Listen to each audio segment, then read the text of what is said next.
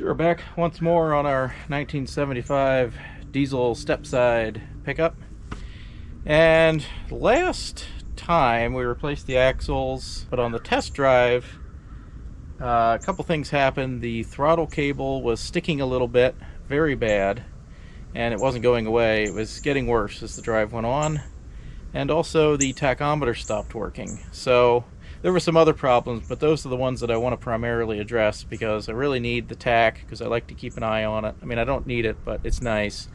And also, the throttle cable is the most important thing. That's priority number one right now. You do not want the throttle sticking at all. Not only is it dangerous to the vehicle, but it's dangerous to the engine. So, let's see what we can do about those things.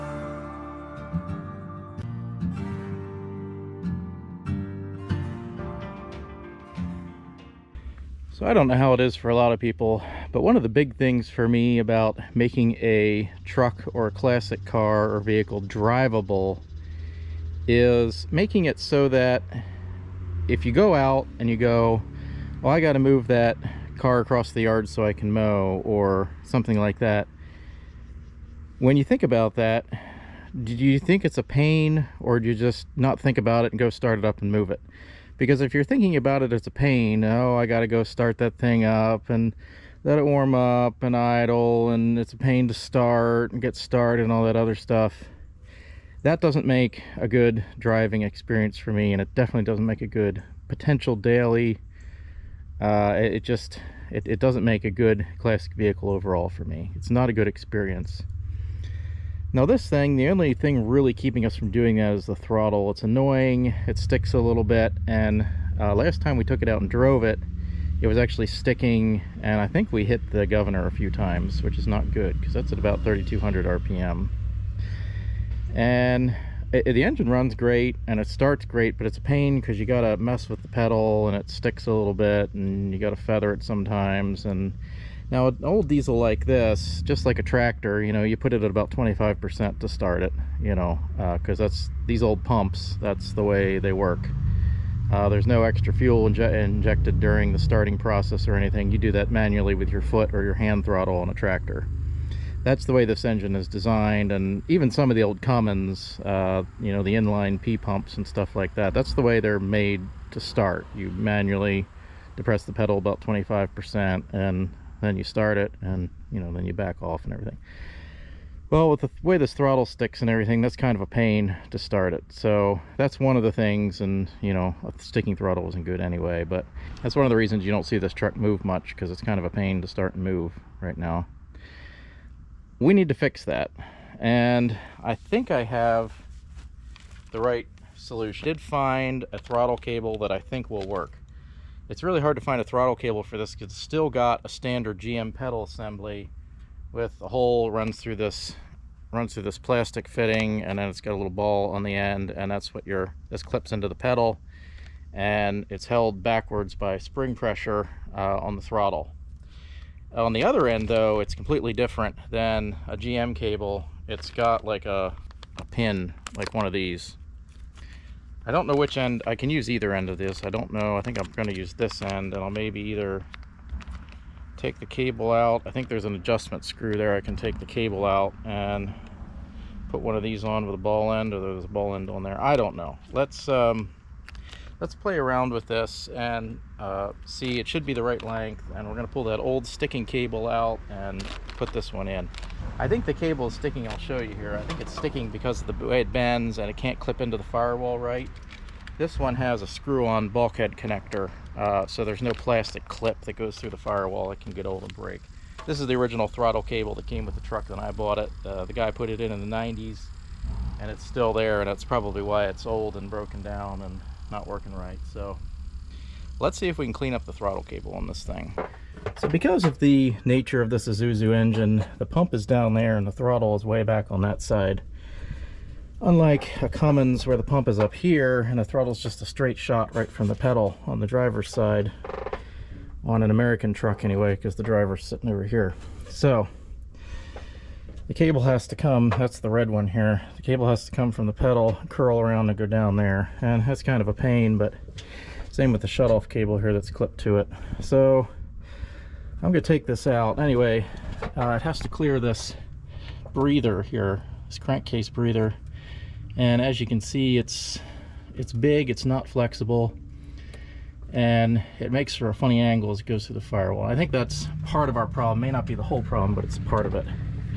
There's no really tight curves other than this may be a bit tight over here as it goes down, but anyway, we're going to take this off and then I'll show you. Also, the cable is not a braided cable, it is a straight wire cable, which I'll show you, and that is a big problem too, because those tend to bind a little bit more. They're not as flexible, and especially as they age. So let's pull this off and I'll show you what we had on here. So here's the cable we took out. It has the standard GM plastic firewall connector. This just pokes through a square hole in the firewall, and these clips hold it in, and then this holds it into the pedal. This is not a GM version. The GM version, where did I put it? Looks like this, and it has a slit so it can go over the cable, so you can actually take it off. Vastly different. I don't know. You see, this has 4 prongs instead of just 2 big ones, but you can see this is a solid cable here. And it looks like they've modified it by taking a screw. That's interesting. They took a standard head screw, ran the cable through, and I guess brazed it on. Interesting. And down here, your standard turnbuckle end. It's adjustable. Anyway, I tried measuring and I got I'm a little off. Now you can, if you're really brave, you can shorten the sheathing on these. The fasten point, I think it was clipped to this metal frame here, so that's where we would fasten this end. Yeah, we're probably going to have enough, but I don't know, I might have to shorten that cable, I'm not sure. Sheathing, I mean. Yeah, see, this is just held in with a screw. It doesn't have a ball end on it. Yeah, let me take a look at this and see what we have here. Yeah, so I just pulled the cable out because this end is not crimped. I feel like they did that on purpose so you can adjust the length accordingly to what you need. We know about what we need it to be. We're going to go through that clamp and clamp it on either side of that clamp. And by what I mean, they had kind of a U-bolt kind of clamp on the other side of this. We're going to run through that and then clamp on either side of it. All we have to do is make it roughly the same length as this. So, you know, if we put it, where's this? So this is going to go here like this through the firewall. So it's going to be about, you know, there like that. So we'll probably add a little bit extra and snip that, hopefully without cutting it off. Probably use a cutoff wheel. You know, you don't want to use something that's going to crimp it shut. That'll create problems in the future. So you just snip that with a cutoff wheel, die grinder, and I guess we crimp this in place.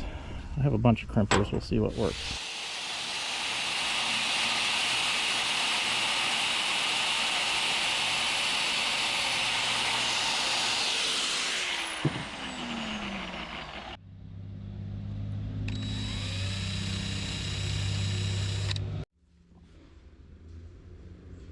Alright. Should be enough to put this on and crimp it. Alright, I don't know if these crimpers are going to work. These are electrical crimpers.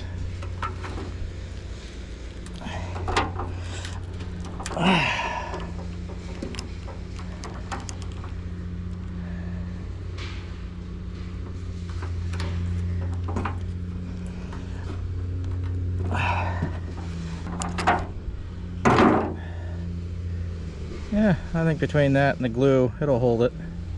We'll see. Basically, we'll see when it pops out. So let's put this through the firewall. I'm going to use washers because the hole's bigger. And then, of course, we'll tighten this down on the other side. And let's get this in position. Okay, we've got it fed. That breather is just, it's in the wrong place. I'm not quite sure. It's closer to this side, so it's probably easier to go around this side. I don't like the heat from the exhaust, but I'm thinking it should be able to take it. Let's feed the cable in here. Okay, I got the cable threaded through over here. Oh no, I don't want any tight loops here. Shut-off cable's tight enough as it is, but got it hooked up here, and we haven't hooked up the other end yet, so it's still loose. So we'll wire tie that in once we figure out, or we'll do our cable management and everything and figure out exactly how that's going to lay once we get this other end hooked up. So I have a plan for that. So instead of a ball on the end, I think I'm just going to use one of these cable clamps because it can stick out a little bit. It doesn't have to have that ball on it. So what do I do with the thingy-majigger? So we'll put that clip on, and then we'll tighten this down. And this is good because this will make it a little adjustable if we have any extra slack if we get it wrong. So let's stick this on. Show you what we got here. We got the cable sticking out. There's not much room there, so let's see what we got basically. Okay, trimmed off the end, so should be okay. Now, I wish that was aimed down a little bit because it's going to tend to rub against the top of the housing, but I did grease the cable. It's pretty durable. The thing is, it's an aluminum housing and it's a steel cable, so the cable's gonna, over the years, gonna start to chew through the housing, but that is better than the throttle sticking, and I think it'll go a long time the way it is. So what do we got left? We'll start her up and check out our throttle. All right, give her some glow plugs. Ignition on, then give her some glow plugs.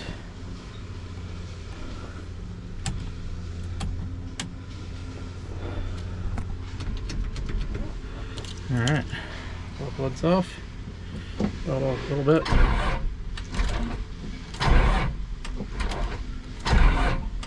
What's wrong with our battery here? Battery not connected properly. That's the problem. You know what? I think I left the terminals connected one night. Maybe we have drains somewhere. Let me get the jump pack. All right, let's try this again with the jump pack.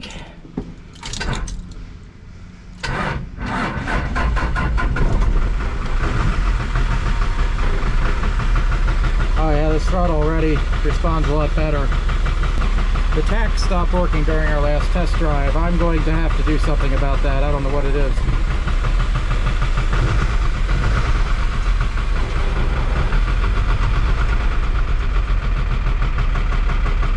Yeah, so it responds. No more sticking. You can tell it takes a while to come down after you let go of the throttle, but that's because of the style pump this is. This isn't like a throttle plate slamming closed on a gas engine. This has got some lag time to it. Now the tach problem. This was the intermediate cable I used to get the sender away from the exhaust, and I couldn't figure out why the end of the cable wasn't spinning. And well, yeah, I think we found the reason.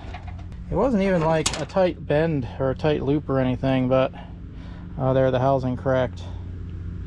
Probably just enough to wear it, to wear the cable through. I don't know if I want to get another intermediate cable or just try the sender right next to the exhaust. I mean, I could. I really don't want to burn the wiring up, but I don't know. These are expensive. I'll see if I can find another intermediate cable and see what we can come up with. Well,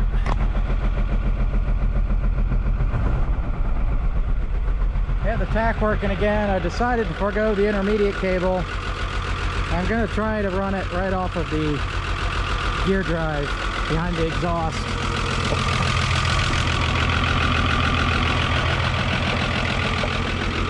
That could very well end up being a bad thing because of all that heat, but that's why I didn't want to do it originally. But the only way to know is to know. We can easily replace those parts. Those senders are cheap. The wiring harness is cheap. If it blows up, it blows up. And we'll know because the tach will stop working. All right. One more thing fixed, and that'll probably fix the tach jumpiness as well. I have a feeling that cable was binding at that rough spot in the sheath. So hopefully that'll be gone now. So we cleaned up a few things, but there's a few things more that we need to clean up on this thing before we're going to test drive it again. So the steering was loose. We're going to look at that hopefully next time. Again, I don't know if these videos are out of order or not. Hopefully not. Hopefully I'm using my brain on this and releasing them in the right order, but we'll be addressing that, figuring out that. We got to look at the front end, look at the steering box, look at the tie rod, the ball joints, all that stuff. Anyway, if you're interested in that, if you want to see that, if you like what we're doing here, if you're not incredibly bored by this shakedown and what we're doing, then I very much appreciate it.